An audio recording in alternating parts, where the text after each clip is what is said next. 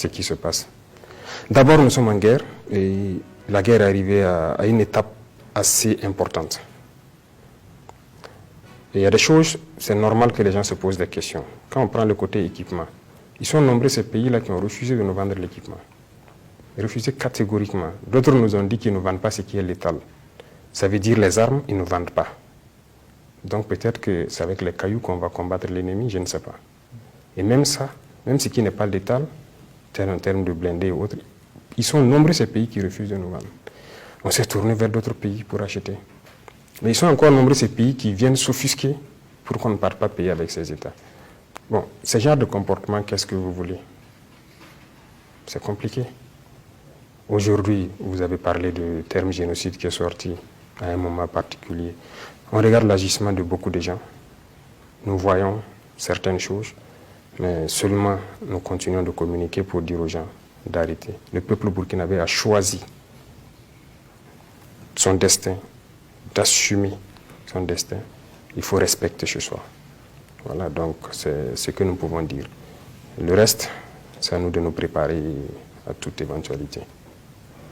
Alors, cela nous donne l'occasion, Monsieur le Président, de parler justement des sources économiques de financement des groupes armés terroristes. Qui financent ces terroristes? Les terroristes, ils ont beaucoup de sources. Mais au fil du temps, nous découvrons aussi beaucoup de choses. Il y a des nationaux qui les financent indirectement sans savoir. Des gens qui les vendent des choses parce qu'ils payent cher. Ils ont l'argent. Donc, ça c'est une source.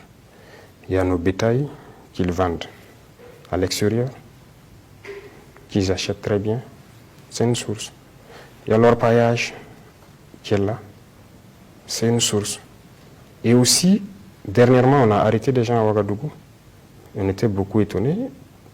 Ils viennent par lot entre 30 000 et 60 000 euros. Donc, ils ont cette devise étrangère, tout neuf. Et ces individus étaient venus de Djibo, d'Iguel Djibo, pour venir faire le change à Ouagadougou et repartir. Bon, on se demande donc d'où vient ça. Donc, plusieurs fois, on a intercepté ces cas-là avec des devises étrangères. Et ça se pose beaucoup de questions quand même. Donc, ils ont du financement, ça c'est sûr. C'est sûr. D'accord. Alors, ça nous donne l'occasion aussi de parler de la violation de l'espace aérien par des aéronefs. Ce n'est pas des cas nouveaux. Alors, aujourd'hui, le phénomène se poursuit? Oui, je pense que le ministre en a parlé hier, non? Ça se poursuit. Et nous ne manquons pas de notifier souvent à ceux-là qui sont les auteurs. Parce que nous, dans la plupart des cas, nous arrivons à identifier les aéronefs. Et souvent, il nous arrive de les interpeller. Ça arrive même à la deuxième attaque de Ougarou. Voilà, les soldats sont là, vous pouvez vous renseigner. Dans la veille, dans la soirée, ils ont été survolés plusieurs fois par des aéronefs. Il y a 3-4 jours de cela au Sahel, il y a eu des survols. Voilà. Et souvent, donc, on identifie l'appareil et on fait des écrits pour dire clairement votre appareil est venu, il a fait ci, il a fait ça. Et il faut arrêter parce que ce n'est pas intéressant. Donc, ça continue. Est-ce que justement l'armée burkinabé a les moyens donc d'intercepter ou de détruire ces aéronefs? Oui, actuellement il y a ces moyens. Nous pouvons le faire, voilà, même si on ne les a pas déployés. Mais nous partons du principe que autour de nous, il y a des pays amis qui ont aussi des partenaires. Et peut-être que c'est pour les besoins de ces pays, je ne sais pas. Mais nous communiquons d'abord, nous dialoguons. Et nous les disons, si vous êtes en train d'opérer en faveur des unités amies de ces pays, il faudrait nous dire à l'avance. Et si vous avez besoin de rentrer dans notre espace, il faut aussi nous prévenir en fait. Voilà. Nous n'interdisons pas quelqu'un de rentrer dans notre espace, mais si on est prévenu, on sait que vous passez par là pour un besoin particulier. Parce que souvent, pour attaquer les groupes armés, on peut reconnaître qu'il faut aussi avoir un autre angle d'approche. Mais lorsque nous ne sommes pas prévenus, ça donne une autre idée. Voilà pourquoi nous ne détruisons pas systématiquement. Donc, on détecte, souvent on fait les notifications, et plusieurs fois ils ont reconnu avoir donc être rentrés, et voilà, pour des missions d'appui à d'autres unités amies, des pays amis. Monsieur le Président, tout à l'heure, vous parlez bien sûr donc, de l'attaque de Ougarou. Parlons bien sûr donc, de la première attaque. Quand même, Ougarou, c'est dans une zone quand même un peu difficile, beaucoup isolée. Mais quand on regarde donc cette première attaque, au moment où les événements se déroulent, les réseaux sociaux sont inondés sur le bilan. Comment cela se fait-il? Bon, je n'ai pas réussi à suivre, mais quand même, il y a des gens autour de moi qui suivent les réseaux sociaux qui me disent. Et nous avons appris des bilans pas possibles. C'est les relais, en fait, des terroristes. C'est une guerre. La guerre, il y a la communication.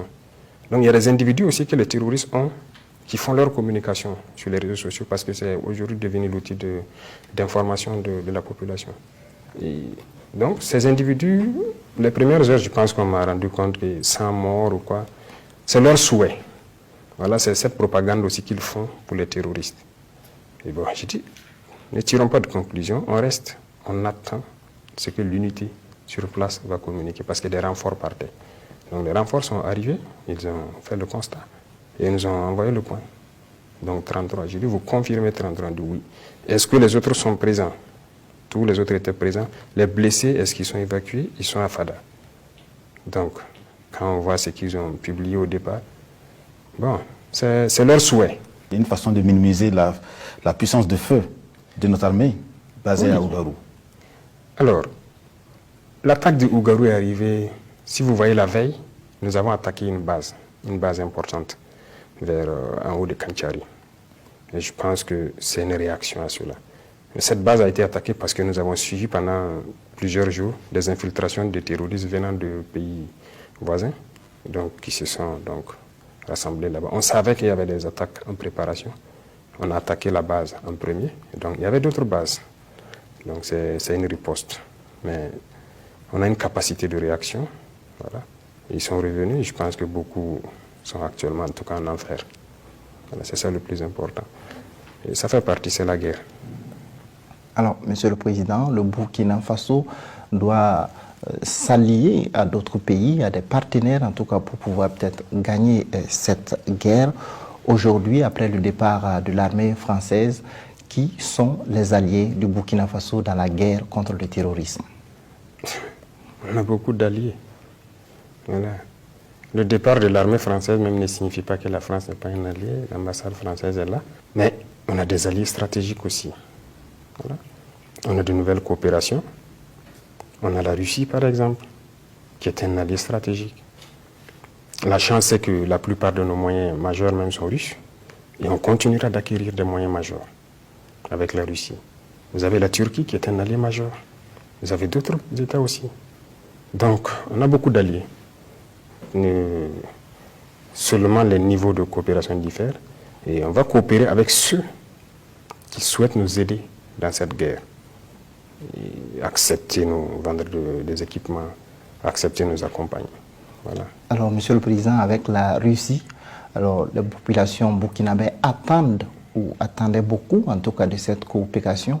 Est-ce que vous êtes satisfait justement de cette coopération militaire avec la Russie? Bien sûr. Je suis satisfait. La coopération existe il y a longtemps. Mais là, on est en train de développer, d'aller plus loin. Voilà. Nous sommes satisfaits parce qu'on arrive à échanger sur ce que nous cherchons comme moyens, et accompagnement et tout. C'est franc. Voilà. On va vous vendre ça, c'est à tel prix. On ne veut pas ça, c'est ci. Nous aussi, on ne veut pas ça, c'est ça. On a des intérêts et on défend toujours les intérêts du Burkina. Peu importe l'allié, c'est d'abord nos intérêts et on regarde ce qui nous arrange. Donc, la Russie, c'est un allié. Alors, on a vu lors d'une des séances du Conseil des ministres le Burkina Faso qui a accordé, en tout cas, la possibilité pour la Corée du Nord de nommer un ambassadeur au Burkina Faso. Alors, qu'est-ce que vous attendez de ce pays? Bien sûr, c'est la même chose. Notre défi est sécuritaire, mais aussi le développement, parce que les deux partent ensemble. La Corée du Nord a beaucoup de capacités. Voilà. Il faut reconnaître quelque chose.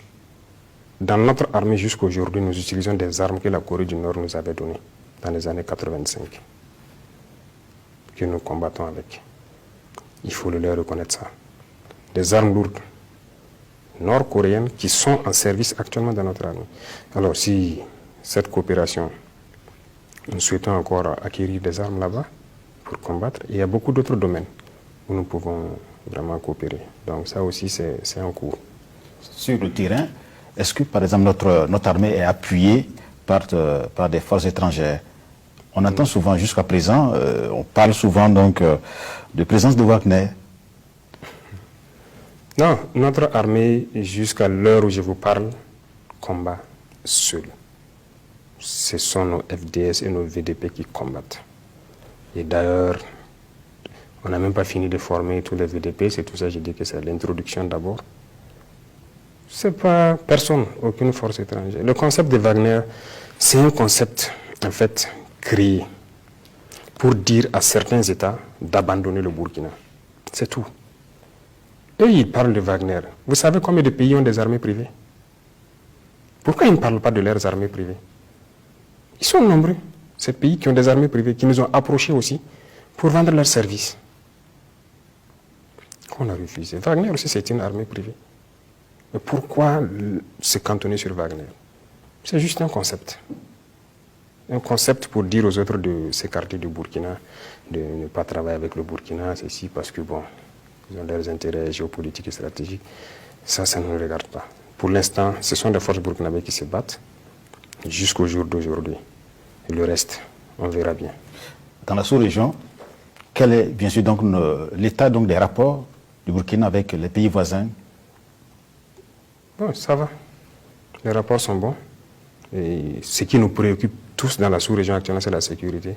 Et nous avons plusieurs échanges, nous avons plusieurs rencontres. Je pense que avec la plupart des pays, nous avons en vue des opérations.